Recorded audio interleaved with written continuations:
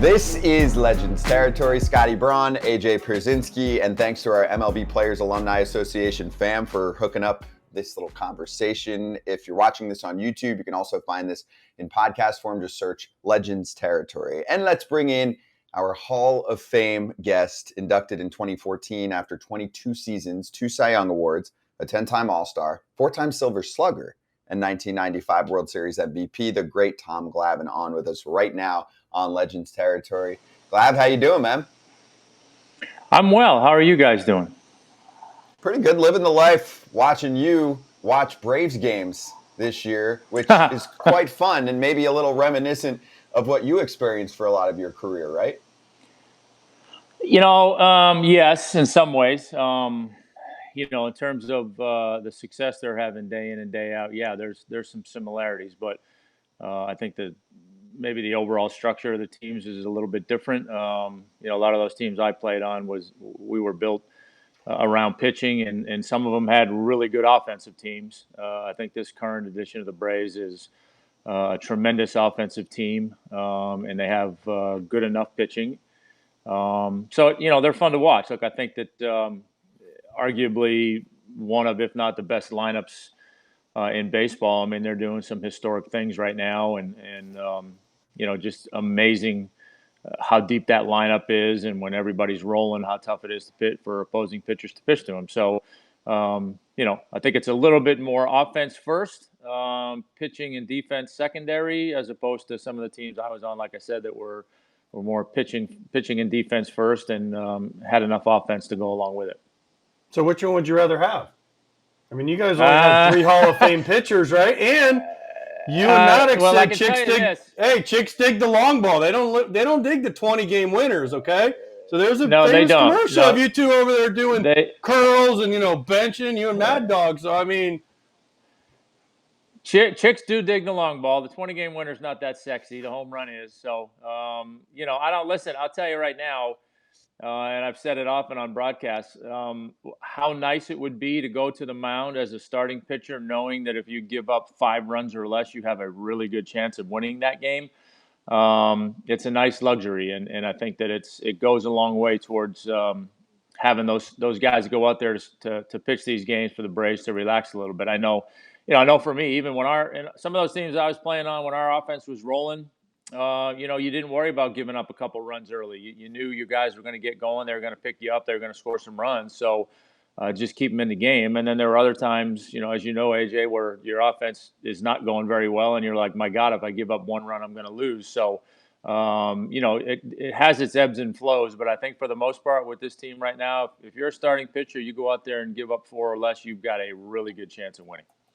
I've heard from a smart, well-respected former teammate of yours that Ronald Acuña Jr. might just be the most talented player to ever wear a Braves uniform. That's Chipper. Would you agree? I mean, it's look at it. I'm not going to sit here and say not, but look at when you've got a guy like Chipper Jones, Hall of Famer. You got a guy like Hank Aaron. You got a guy, like go on down the list with Hall of Famers. I have a little bit of a hard time maybe going all the way there. Look, it's right now, maybe will the body of work prove that out? I guess we'll see. But look, we talk all the time about 5-tool players in baseball, and I think sometimes we use that term a little too liberally maybe. Ronald is certainly one of those guys. He plays tremendous defense, got a great arm. He steals bases. He hits for power. So, he does it all. And I know, we talk often on broadcasts about other guys in the game, and certainly Ohtani is in the conversation with Ronald. But, there are guys in the game that can do some of the things that Ronald can do, but I can't think of anybody in the game that can do all of the things that Ronald can do. So he's a pretty special player, but I don't know. That's lofty praise from Chipper, and I'm not going to argue with Chipper. But for me, he's got a little ways to go to get into that, all the way into that conversation. Glav, all you got to say is, I got 4 silver sluggers. Okay, when he gets to 5 silver sluggers, then he's going to pass me as one of the most talented guys in a Braves uniform, right? I mean, if you're Tom Glavine, you're like 10-time All-Star. he's got World Series, Cy Young, 4 Silver Sluggers. He's got a way to go just to pass you. I don't think he's going to have any problems passing me on the Silver Slugger mark, but again, he's pretty good. I can't deny that. I mean, like I said, it's hard. It's similar to like even judging teams, right? Everybody wants to compare this team to some of the teams I played on, and look, I could probably sit here and argue with you and say that out of all the teams I played on, our 91 team, our 98 team, I'm sorry, was maybe the best team that we were a part of, and maybe even arguably that 93 team. But neither one of those teams won a World Series. The 95 team did. So, that's kind of the standard for me when you're comparing teams. I mean, nothing compares to a World Championship. So that's kind of where I'm at with Ronald. Again, he's a great player, arguably the best player in the game right now. Just, maybe a little ways to go to put him in Chipper and Hank Aaron's company overall. Do you ever sit back with Smoltz and Maddux, and I've been friends with John for a long time, but do you guys ever say when you're together, like, damn, I wish we won more, like we should have won more, or you're like, hey, we won one? I mean, the goal is to win a World Series when you're aspiring to play the game, and then when you're in the game. No, I don't think there's any question that we of course we have those conversations. I mean, when you get to to 5 World Series and have the success that we had in terms of winning our division and getting into the playoffs every year, yeah, you wish you won more. And looking back at it, I mean, when I look at the World Series we won versus the ones that we lost, aside from the 99 series with the Yankees, those other series, you're talking about the difference between winning and losing is so minuscule. It boils down to a pitch made somewhere, a key base hit somewhere, a defensive play somewhere. When I look back again at the series that we won, we did those things. We made key defensive plays. We got clutch hits. We got clutch pitching. The years that we lost, some of those things didn't happen that way. And the margin of victory, so to speak, in that 91 and 92 series with Minnesota and Toronto were minuscule. And then I think the one that we all look back at and feel like we let get away from us was 96, to go up and win 2 games in New York against the Yankees and come home and then end up getting swept the next 4 games. I mean, that was extremely disappointing. And, even in that series, we had a bad break on a blooper that fell in and started a big inning. I remember Paul O'Neill making an unbelievable play on a line drive in the gap that Louis Polonia hit that, would have been either a game tying or put us in the lead late. So, those are the things that don't go your way. But, I mean, look, we get that question all the time, right? And I think we all wish we won at least one more. But at the same time, as a player, you want to have a chance every year, and we did, and I say to people all the time, would you have rather had the 92, 93 Toronto Blue Jays situation where they won back-to-back World Series and then were gone?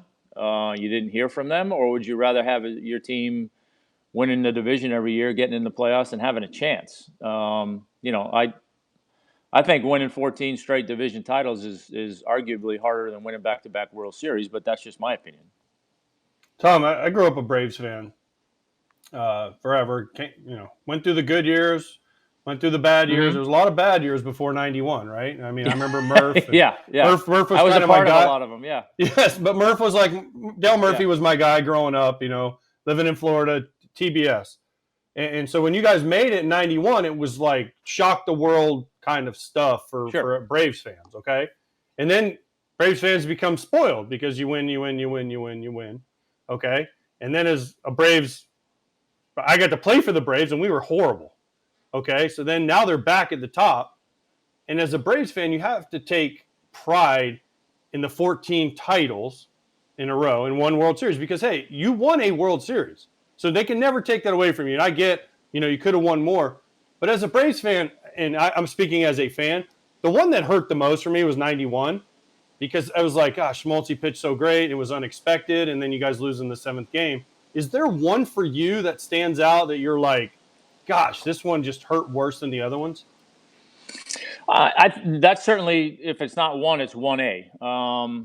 like I said, the Yankees series in '96, man, we had a chance to go, back to back, and going into New York and stealing 2 games up there, and that was kind of the coming out party for Andrew Jones, and it was just, you couldn't have asked for a better situation, and then it fell apart. But to your point, I will still tell you in many ways, obviously winning the World Series in '95 is the pinnacle of what you're trying to do, and there's no better feeling. The only way that could have felt any better is if it was '91. Because to your point, for us to come from where we had come as an organization in the long run, in the short term, a team that we thought we were going to be competitive that year, kind of get back into the mix in our divisions. We weren't ready to win our division. Nobody would have told you that, but all of a sudden, here we were. So you talk about, the whole worst to first and the storybook ending and all that. And you know what? It happened that year. It just happened for the wrong team, right? It happened for the Twins. It didn't happen for us. So that to me,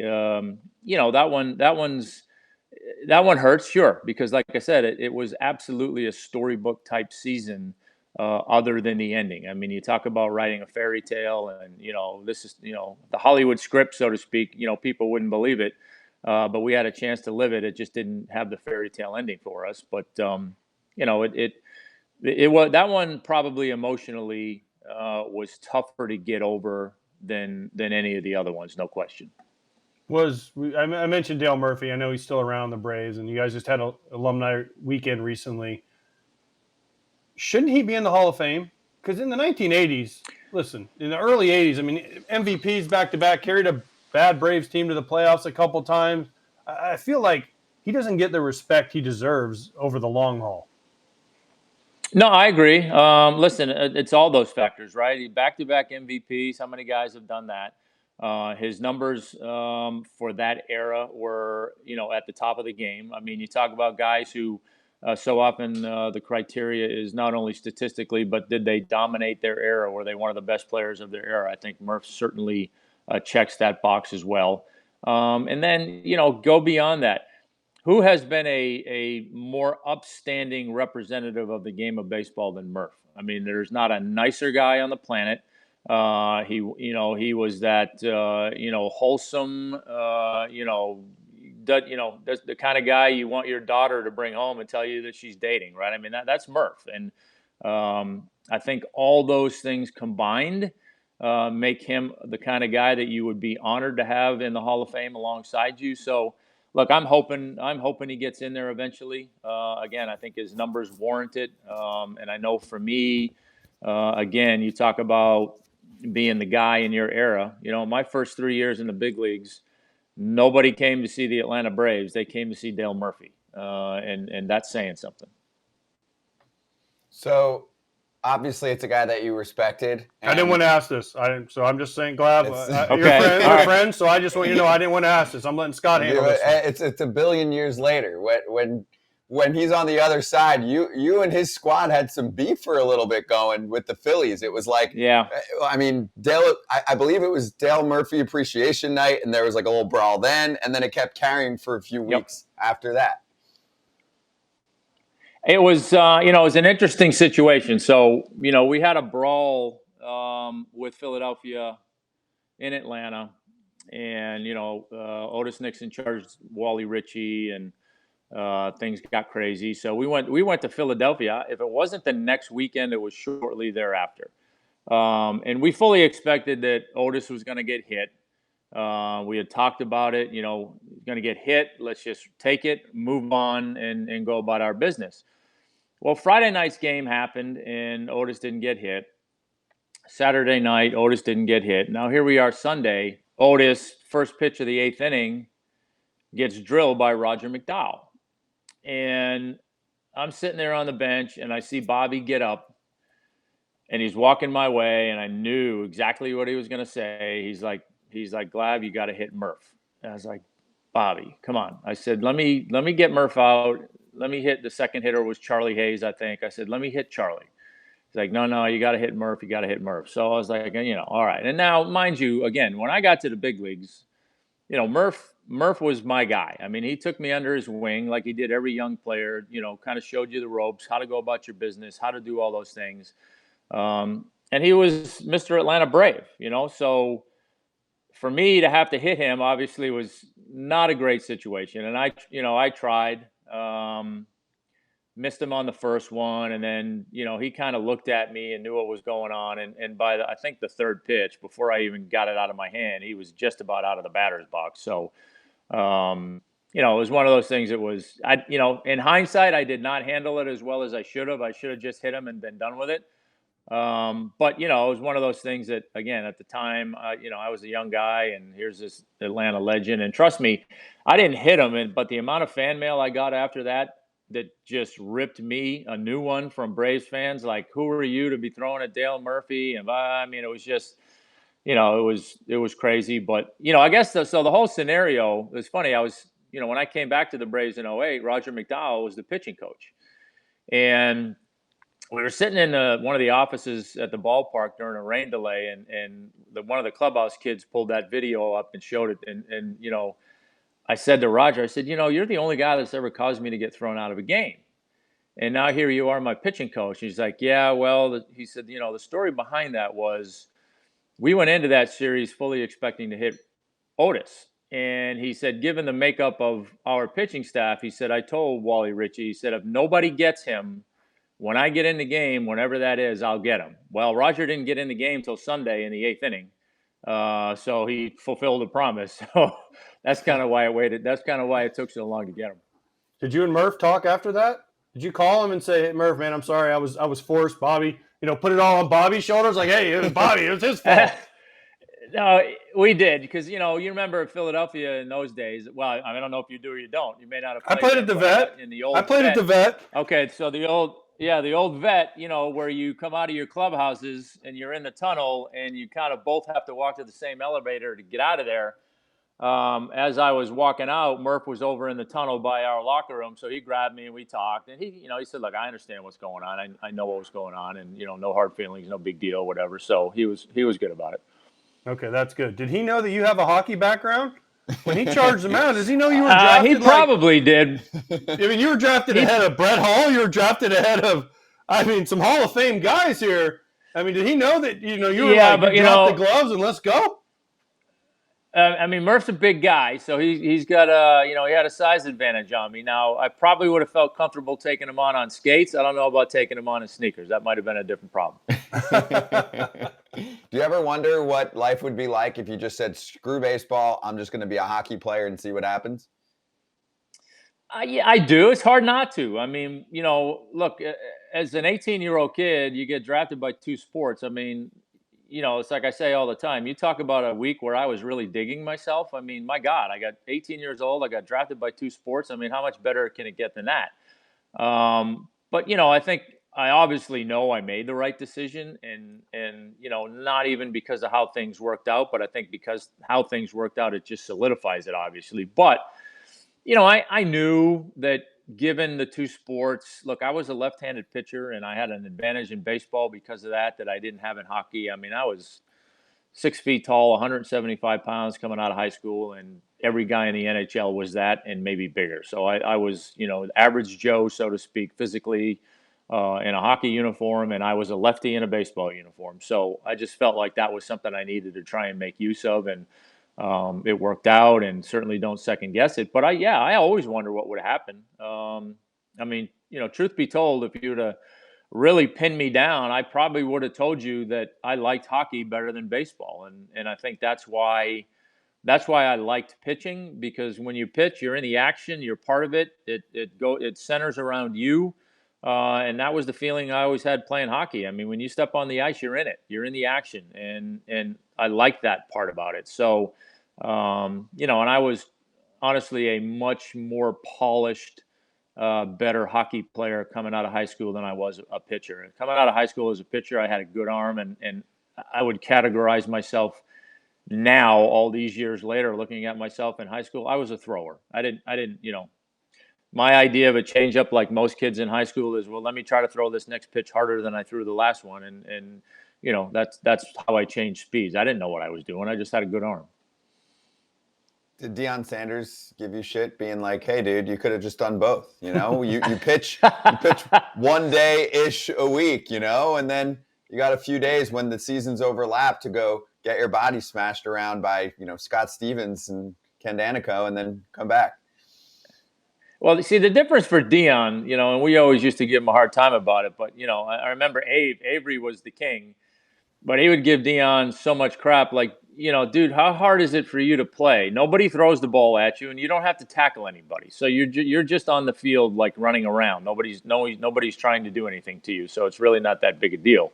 But no, I mean, look, I honestly, in my mind, I thought about it, but you got that pretty good overlap in, end of September, October, and then certainly the whole offseason would have been taken up playing hockey, and that probably wouldn't have boded well for me preparing for the following baseball season. So that would have been a little bit tough. I never gave that serious consideration. Glav, do you ever give shit? Forget Deion. Do you ever give shit to Jeff Francoeur, your TV partner, and say, hey, dude, I know you were a stud football player, but I got drafted in 2 sports and you didn't. I think Deion would take it better than Frenchie. Because Frenchie would get all mad and be like, well, he'd start, and just lose control and just get mad and walk away. Yeah, we're doing that broadcast again with the 4 of us in the booth on Wednesday, and it came up last night, and Jeff still likes to throw out there that he's in the Georgia Sports Hall of Fame for football, and or the Georgia High School Football Hall of Fame, whatever it is, I don't even know. But football is king down here, so I think because of that makes anybody who played football feel like they have bragging rights over everybody else. So, listen, I love Jeff, and we've had a great time doing games together. So that I give him that one. I don't give him a hard time about that. I let him have that one, and I just know what I have in my back pocket on him.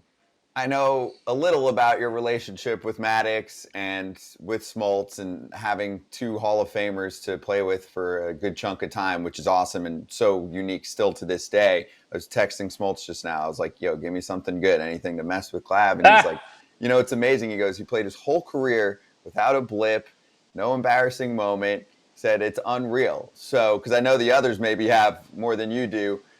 My question is then, was there a healthy rivalry, and what's the line? Because you guys gave each other shit, but you also, I think, worked out together, played golf together. There was so much, and you guys were all so competitive. So what was the dynamic like? It was really special, and we were so fortunate to have had that opportunity. I look at today's game, and I don't think there's any chance in today's game you keep 3 guys like that together for as long as we were together. I think we pitched for 10 plus years together, and I just think economically in today's game that's not happening. So we were fortunate that we were able to do it. But listen, we had such a great friendship and such a great bond that we gave each other shit virtually all day, every day. But it never centered around pitching or how we were doing individually as pitchers in a given year. I mean, that was always off limits. We'd give each other crap about hitting or our fielding or our golf game or you name it. That was just the way that it was. And I mean, until this day, I think, Smoltzy's the guy that kind of drives a lot of that banter. And I think Greg and I jump in as we see fit. But I think that's the great thing about it is we always have that situation where when we're around each other, we're ragging on each other nonstop, but none of us takes it personally. We know it's all in fun, and at the end of the day, everything's great. And I maintain a couple of things. I think being around those guys, having them in the rotation with me, made me better because they, when you're around guys like that, you drive each other, you motivate each other. Never a situation where, hey, I want to have a better year than that guy. I want to be the guy. I think we all knew in any given year we were, quote unquote, that guy, or at any given point in time during a season, if we had the hot hand, maybe we're that guy. But, I think it was more, if Smoltzy went out the night before me and threw a 3-hit shutout, I wanted to go out the next night and throw a 2-hit shutout. I mean, that was the kind of motivation we had. Having those guys in the rotation with me, I think made me better because it helps you relax. I think a lot of guys a lot of guys talk about wanting to be a number one starter, but they don't understand the pressure that goes along with that. You better go out there and win when it's your turn. You're the guy. You're the stud. You better make it happen. And when you're in a rotation with two or three other guys that could easily be the number one, you don't have that sense. You just kind of go out there and pitch knowing that I'm going to do my thing. And if I have a bad night tonight, then John or Greg coming in behind me the next night is going to pick us up and we're going to get things back on track. That's why we never had very many, if any, 4-game losing streaks because that was the situation. But, and it was always tremendously helpful. I think all of us obviously knew our mechanics really well. But there were times where when you get out of sync, and I know for me personally, you get out of sync a little bit, and I was a big feel guy. If I can't feel what I'm doing, then it's hard to fix it. And, to be able to go on the bench during a game and say, hey, Greg, John, I feel like I'm doing this. Can you watch for this or whatever? And then to have that feedback of, yeah, you know what, I see that, or no, I don't see that. It just helps you to, cross things off and move on and try to figure out what's going on if it's not going well. So, and then, the off the field stuff, I think for all of us, being able to play golf as much as we did and having that outlet away from the game, I think it added years to all of our careers. I really do. AJ, it's a grind, and 162 games and traveling and whatever. And you have to have some kind of outlet. And for us, it was golf. But it never got in the way of us, doing what we needed to do to get ready for our next start. Glav, you know this, and I know this because we've played in many a golf tournament I've been lucky enough to play with you, Maddux, and Smoltz in the same golf tournament. If you ever want to piss John off, just beat him in one of those. Because that would end, that would be the ultimate trash dog. If you beat him one day, if you were a Mad Dog, beat him one day in one of those, I don't know that he might spontaneously just combust because that's like his thing, right? You know this and I know this, but people out there don't understand how competitive John Smoltz is, especially with golf. No, 100%. I think there have been a couple times where I've been close to beating him in a couple of those tournaments, and his hair's on fire. What literally it's on fire because if his goal is to win the tournament, his secondary goal is to beat me or Greg, whoever's around. That's the thing. And I remember like the second or third year I played in the Orlando tournament, which was previously the Diamond Resorts and now Hilton Grand Vacations. I had a chance to beat him, and I had to make a birdie putt, I think, on the 18th hole. No, maybe I had a chance to tie him, but I had a chance to beat him in points, and I had to make a birdie putt on the 18th hole, and I've got like a 15-foot birdie putt on the 18th hole, and I look up, and there he is on the fringe of the green, like hovering over me, like, you better not make this putt, and I'm like, dude, get out of here. I'm just trying to make a putt, and of course, I didn't make the putt, but you talk about the big sigh of relief. That would have been devastating to John had I made that putt and beat him. Well, he did steal. He stole Greg Olson as his caddy. So I don't know why you or Maddux. He stole him from you guys. I don't know why he picks to go with John instead of you two. But has Greg Maddux were you ever a part? Of any of the hijinks with Greg Maddux? He's legendary for the hijinks. Yeah, you've seen it. I've seen it all, things that happen maybe in the shower or things that he does to people in the locker room or, like he would, we would, every time we'd go golfing somewhere, if we didn't have a car service, Smoltz would rent a car and he would drive. And Maddux found it really fun anytime we were driving around in New York City or somewhere like that. If, you're stopped at a light and you got the throng of people coming across the street in the crosswalk, Greg would reach over from the passenger seat and lay on the horn. And of course, everybody's looking at John and flipping John off and, stuff like that. So Greg, most of Greg's stuff was fairly innocent, but you absolutely had to have your head on a swivel around Greg because there was no telling what he was going to do. That's a new one. I didn't hear the car one. Andrew Jones obviously said avoid the shower and avoid the sanitaries. Yes. Yeah, and I saw him. I'll give you one, and he probably won't be happy. But we were in spring training, and Walt Weiss's locker was next to mine in spring training, and his locker was next to mine in Atlanta. And it was like the last 2 or 3 days of spring training. Greg went to the bathroom and came back and grabbed one of Walt's T-shirts and used it to clean himself, and put it back. put it back in Walt's locker.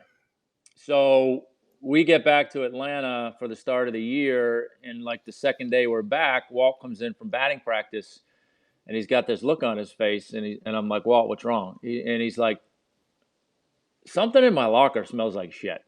It's like something stinks. So he's rummaging around, and I'm laughing because I know what happened, and I'm not saying anything. And sure enough, Walt finds a T-shirt, and then the first thing out of his mouth is Maddux.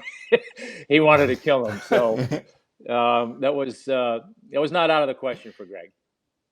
Hey, don't mess with Walt Weiss, dude. He's like a jiu-jitsu black belt badass. Like, he will fuck you up. Did anyone ever try and mess with Maddux then? Like, or get him, well, not even just get him back, but like actually get pissed off? Or did you have to explain, like, he does this to everyone, he's got seniority, just let it happen, move on, and he'll pick on the next person? I think the only guy that I ever saw do it in a serious way was Darren Holmes. We got Darren Holmes in a trade one year, and he came over. And it was like right after the first game, and we were in the shower, and I remember him turning to Maddux and saying, essentially, I don't give a shit who you are. You do anything to me in here, I'm going to drop you. And that was the only guy that I really ever saw that kind of confronted Greg about it. I think everybody else just tried to avoid it. Dude, Darren Holmes, like a nice guy. He's still coaching too. Yeah, he's still coaching in the big leagues. Yeah, exactly. He's a super nice guy. He heard the rumors and he was like, "Not me." Well, remember we had Smoltz on, okay? And Smoltz said he was better to be the helper, right? The aide. Yes. So he would always try to be the associate. He would distract the guy because then he knew Maddux wouldn't get him. So he was always on the lookout to be the associate, so it wouldn't happen to him. That's a smart play by Smoltz. Of course, yeah. He tried to stay out of it. But listen, Smoltz was every bit the prankster. Maybe not as gross as Greg. But listen, Smoltz was not going to let an opportunity to mess with you go by. I can tell you that. We'll swing right back to Legends territory in a sec. Let's shout out our good friends that hook us up with the sweetest shades in the biz. Yes, Shady Rays, who we are excited to be partnered with for this run of Legends territory.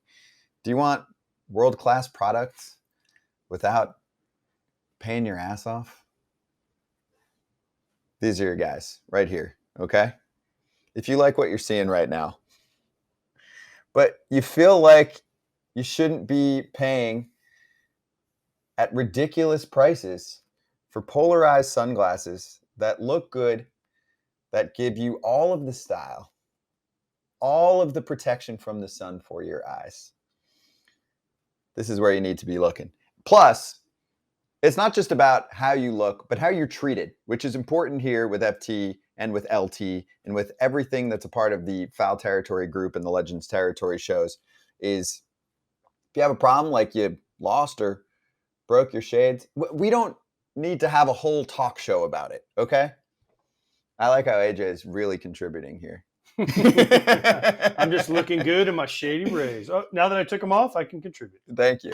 Actually, I liked what you were doing. Just shaking your head, agreeing with everything I say, which is rare. I'll go back to that. But if you lose or break a pair, even on day one, they will send you a brand new pair, no questions asked. That is part of the lost and broken replacements plan. And also, Shady Rays has a great setup for receiving shades, and maybe you're not into them within the first 30 days. Cool. Return them. They'll get you something new, or they'll refund what you've got. So lots of ways to be taken care of by the best in the biz, Shady Rays. And we want to remind all of our watchers, listeners of Legends Territory that you too can be like AJ Pierzynski.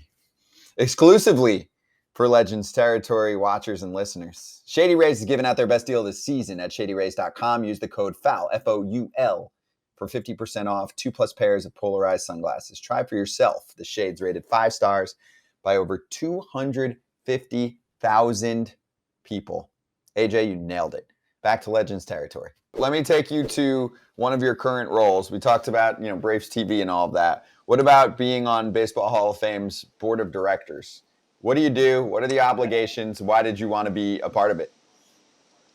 I don't know that I wanted to, or they just asked me to. So it's one of those that you have a hard time saying no to when the folks at the Hall of Fame say, hey, we think you'd be a good fit on this committee.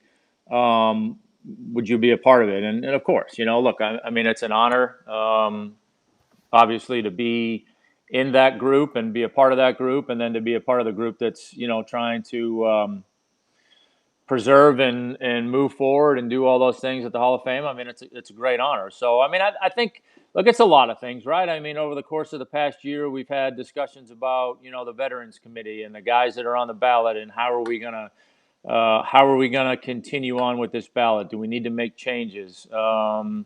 The voting process itself. We're still doing mail-in ballots. Do we need to go digital? Do we need to do some of those things? As far as the Hall of Fame itself is concerned, some of the exhibits, do we want to update things? Do we want to try this exhibit or that exhibit? So, a lot of it obviously is the Hall of Fame itself and where it is and where we feel like we can go, how we can continue to grow it.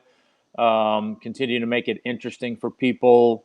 There's always a fundraising aspect to everything, right? Look, the Hall of Fame costs money to run, to keep open, to get artifacts, to do all those things. So those are all part of the discussions. It's not any heavy lifting, so to speak, but certainly, important things in terms of the Hall of Fame itself, and trying to continue to grow it and keep it fresh and new and interesting for people. What about the BBWAA voters and making sure that all of those votes are public, because it's not, politics or the CIA or some criminal case? Can't we just know? Because ultimately it's like kind of for fun.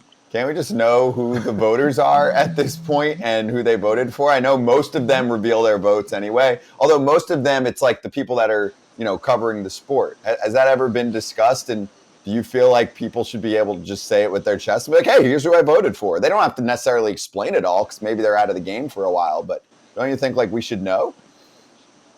We've had discussions about that. There's always the element of, should it just be sports writers? Should you, get more players involved or get players involved? And then, the argument gets back to, well, the players are involved in the Veterans Committee and things of that nature. So, yeah, those are all part of the discussion. Look, I can't sit here and tell you exactly why we don't know who everybody is or what their votes are, because to your point, it comes out eventually. I think obviously there is some aspect on the Hall of Fame side where they don't want guys coming out and talking about their vote before, the announcements are made and things of that nature. But, look, I think the problem that a lot of people seem to have is, this notion that nobody's had, for so long, nobody got 100% of the vote. And why that? What's the point in that? And, that has everything to do with trying to protect some guys down on people's ballots, right? I mean, some guy might like Scott Rowland, for instance, and say, well, you know what, I know everybody else is going to vote for Jeter, so I'm not going to vote for Jeter. I'm going to vote for Scott Rowland so I can keep him on the ballot because I think eventually he's a Hall of Famer. So some of that stuff goes on, which seems a little bit silly, but that's the system, and I think that's part of the discussion is can we do that better? Yeah, the strategic voting, comes up, right? Like but it also makes it, the voting, it's the year you get on the ballot. Because if there's it's the year you get on, and can you stay on long enough? Like some people, I feel like they stay on long enough to where it gets to a year where people just get worn down, right? And then they start to because pile like, on. let's use a Burt Blyleven. He got in on his last chance, but he was the same. His numbers didn't change over the. But you could say that about everybody. I mean, the perfect example for Glav right now is someone like Andrew Jones. Andrew Jones. I think he's trending in the right direction. I think he is a Hall of Famer. Yeah. And I think it's I think part of it is, and I'm with you because I used to feel that way, and I'm not saying I don't still feel that way to some degree, but it's like, well, if a guy wasn't a Hall of Famer when he came on the ballot in the first few years, why is he a Hall of Famer 15 years later? His numbers haven't changed. What's the difference? And I think, part of it is, yes, who's on the ballot with them. I think that's part of it. But I think, too, part of it is, particularly more so nowadays, the game's being looked at a little bit differently, and you have all these metrics that people look at, and it's getting harder and harder to look at the a guy hit 500 home runs, he got 3,000 hits, or he got 300 wins. I mean, those days are gone.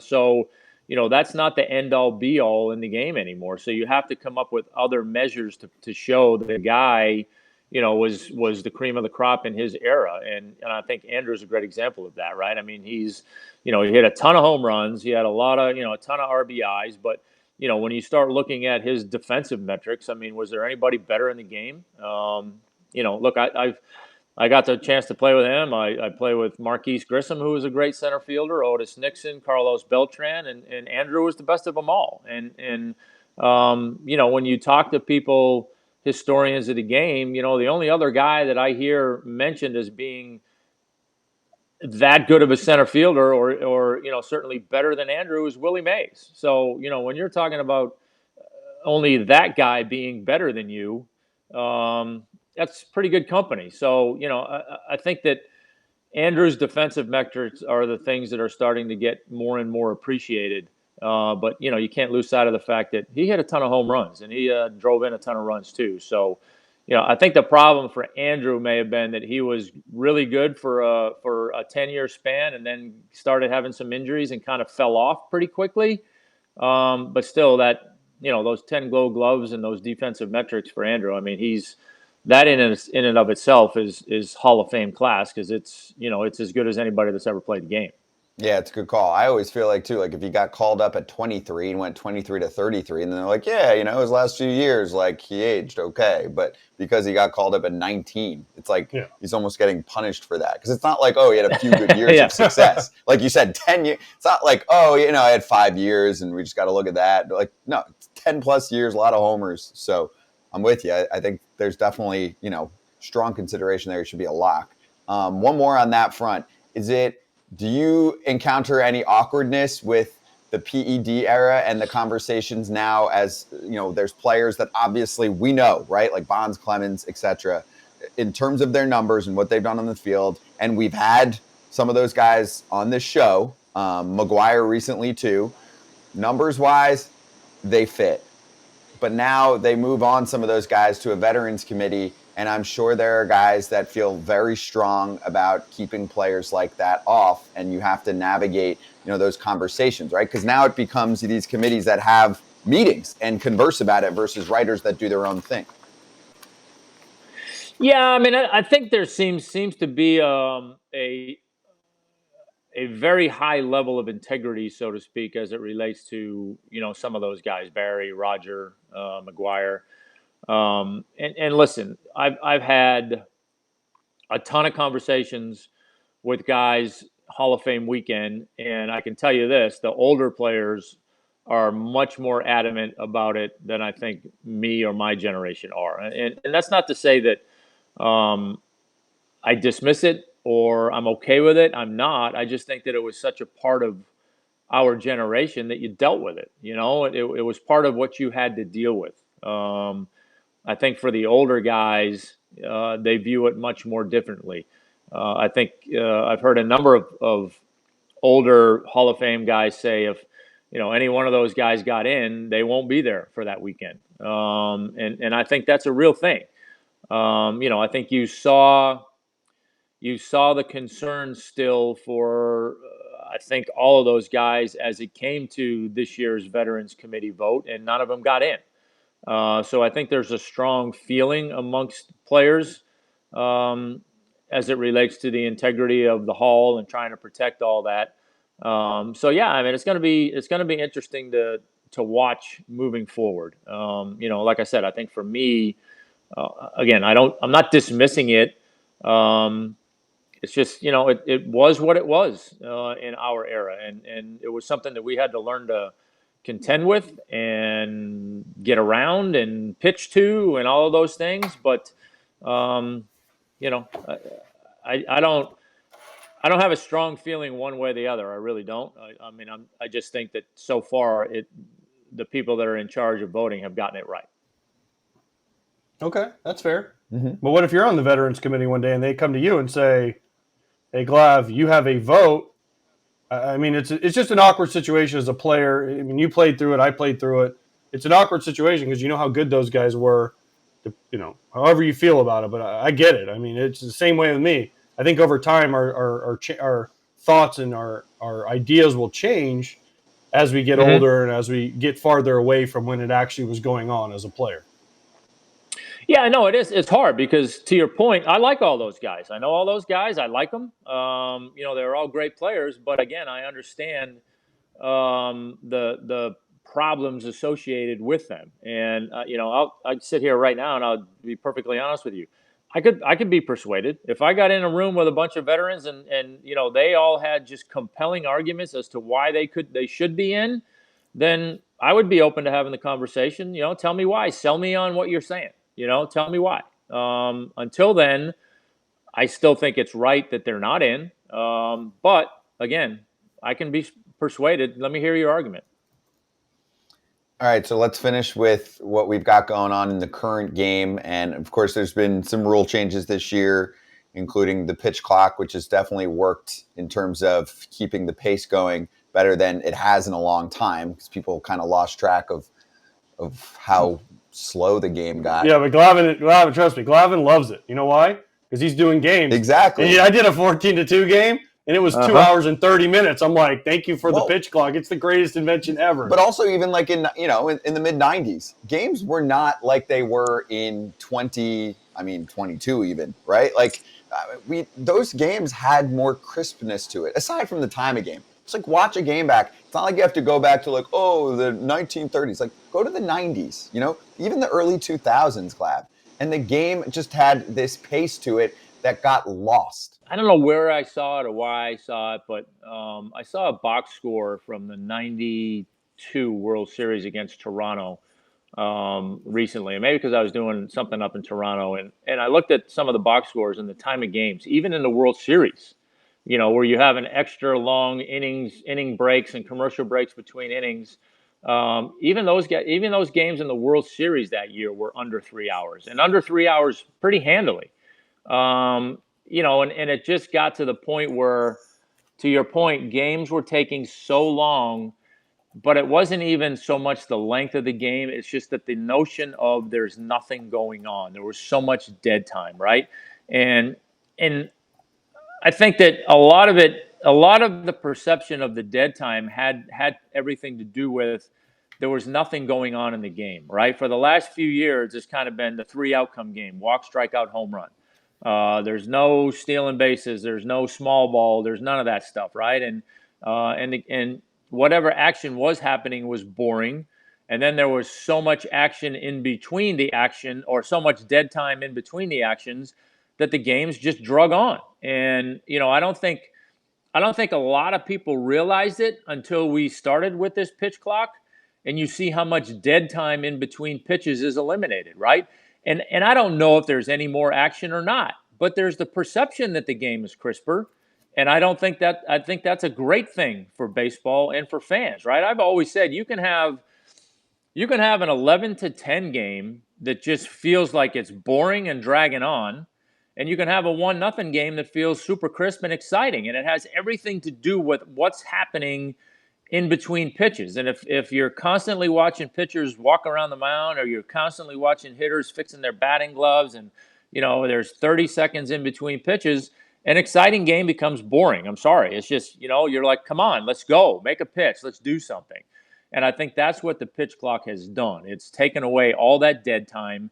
It's given the game, the fan, the sense that the games are crisper. They definitely are faster. There's no question about that. And I think that's a good thing. I mean, I think we're in an era now of trying to maintain people's attention is a tough thing, right? I'm sure we all see it with our own kid. I know I see it with my kids. Trying to maintain my kids' attention, for more than 20 minutes is not an easy thing, because they have so many distractions nowadays. And those are the people that are sitting in the seats with ball games. They want to see things going on. They want to have the perception that things are happening. And I think with the pitch clock, it gives them that. I think with the increased stolen bases, a little bit of small ball. I mean, heck, I saw 2 bunts last night in the Braves-Mets game. I haven't seen 2 bunts in a game I haven't seen 2 bunts in baseball in 2 years, let alone 2 bunts in one game. So, it gives the perception that this stuff's coming back. It's more a part of the game. And I think, too, what has helped with the no shifting, the single has become sexy again, right? Not everybody's not trying to hit it over the shift and hit it out of the ballpark. So it just feels like there's more going on, and I think that's a good thing for baseball. I agree. More action. More action is better, especially once the action is starting. So I agree. Now, one thing I have to ask you about is when you pitched in Maddux, you guys, you had Eddie Perez set up about, I don't know, yay far off the plate, maybe a little bit farther? Yeah, not that far. Not that far. A little bit. Okay. Yeah. Could you, obviously I think I know what your answer is going to be, but I want to hear it.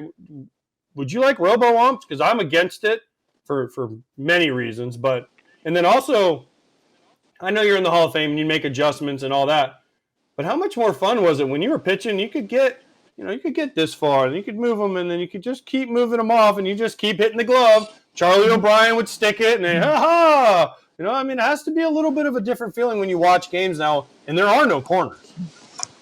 No, well, first of all, I would not like the robo ump. I am not in favor of that, whether it would be my generation or watching today's game. I don't want that. I just, I think there is so much intrigue in the cat and mouse game between pitcher, catcher, umpire, right? Did I get some pitches off the plate? Of course I did. Absolutely I did. But it was the art of making it difficult for an umpire not to call a strike.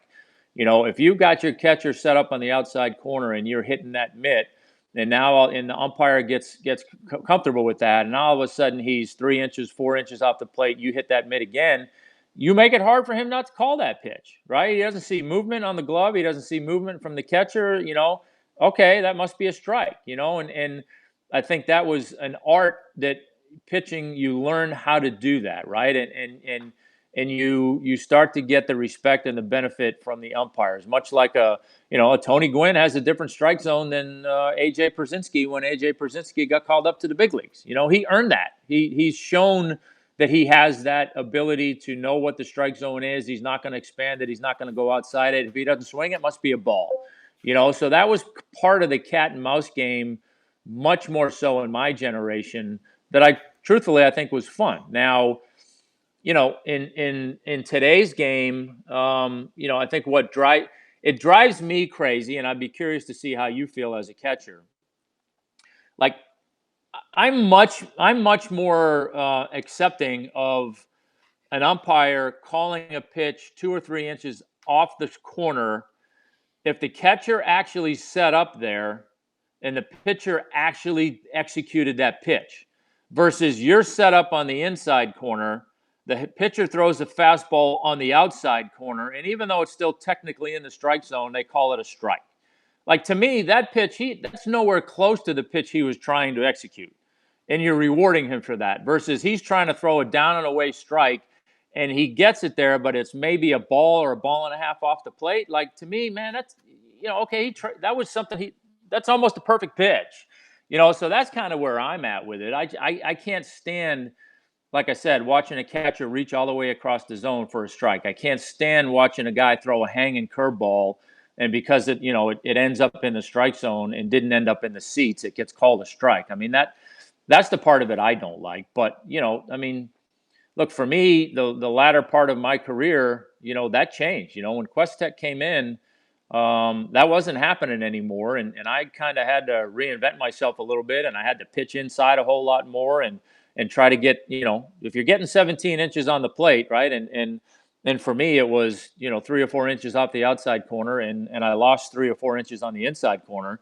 All right, well, you got to get that 17 inches back somehow, some way. And that's what I had to do later in my career, is I had to shift my strike zone to where it was, over on the plate, corner to corner. And the way I was getting that outside corner back on my side was I had to pitch in more. And it was not an easy adjustment at, 37, 38 years old, but it was, I had to do it. So I think that's part of the beauty of the game. You're constantly having to make adjustments, and the guys that make the adjustments are the ones that stick around the longest. I agree. Everything you said, I agree with. Like, I love it. I used to love it. You hit the glove, boom, and you get a little bit off the plate, and the umpire would be like, strike. And batter complain, be like, well, he hit his glove. perfectly. Like you don't even move. Now every catcher you watch is, framing city. Yeah. So, yes. I mean, it can be 3 feet off the plate. And the catcher's like, why didn't you call that one, Blue? And you're like, wait a minute. It's almost offensive sometimes the way that some catchers do it, right? Yeah. Where it's like so far out of the zone and they're like, it's like, okay, we get it. Yeah. It's acting Glav, hold on. Before we let you go, I just want to give you some numbers for bragging rights. So when next time you see your boys, Smoltz, when you do the game, the players game, you can tell Smoltz he was 0 for 9 off you, by the way. Maddux was 0 for 2. Okay, I'm gonna write these down so I have it for me. Okay, Smoltz was 0 for 9. 0 for 9 off you. Maddux 0 for 2. All right. And Chipper, Mr. Hall of Famer, 6 for 32, 188. Whoa. Yeah. 6 for 32. Huh? Wow. Yeah, 188. 6 for 32. He had a homer or two off of me, though. I know that. Well, I didn't look. I just looked at the average because there's some guys that there's some Astro guys with big names that could not hit Tom Glavine. Brad Ausmus was the worst. Brad Ausmus was like 1 for 50. Oh, jeez. It was, so then I really did. So no, you didn't. So then, Maddux, you were 0 for 1. Okay, 0 for 1 with a sack bunt. Okay, that's fair. But you did get a hit off Smoltz. You were 1 for 8. So you earned those Silver Sluggers. All right. That's going to come up for sure. Absolutely. I appreciate the ammunition. That's perfect. AJ is very versatile. He is a statistician as well. I mean, this internet thing is amazing. You can find a lot of stuff out. Some you want to know, some you don't want to know. And everything on there is true, right? Yeah, totally. Oh, totally for sure. Yeah, exactly. It's like the dictionary. Well, Glav, it was awesome to have you. Really appreciate the time, and also just want to shout out the MLB Players Alumni Association for setting this up. And for more information on your favorite players, hit up baseballalumni.com, and you can catch new episodes of this show every week on YouTube or wherever you get your pods. Glav, thank you for taking us back for a little bit and pushing us forward on all of this too. Covered a wide array. We appreciate the time, man. Happy to do it. Enjoyed being with you guys.